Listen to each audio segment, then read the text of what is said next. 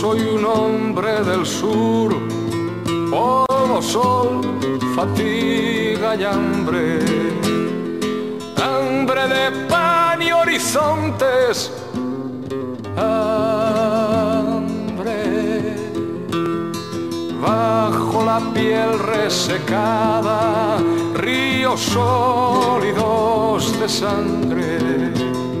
Y el corazón asfixiado, sin venas para aliviarte. Los ojos ciegos de tanto mirarte. Sin verte Asturias lejana, hija de mi misma madre. 2 veces 2 has tenido ocasión para jugarte la vida en una partida, y las 2 te la jugaste. ¿Quién derribará ese árbol de Asturias ya sin ramaje? Desnudo, seco, clavado, con su raíz entrañable que corre por toda España, crispándonos de coraje. Mirad, obreros del mundo, su silueta recortarse contra ese cielo impasible, vertical, inquebrantable.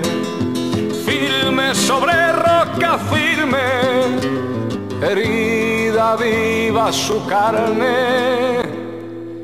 Millones de puños gritan su cólera por los aires. Millones de corazones golpean contra sus cárceles. Prepara tu salto último, lívida muerte cobarde. Prepara tu último salto, que Asturias está guardándote. Sola en mitad de la tierra, hija de mi misma madre. Sola en mitad de la tierra, hija de mi misma madre. Sola en mitad de la tierra, hija de mi misma madre.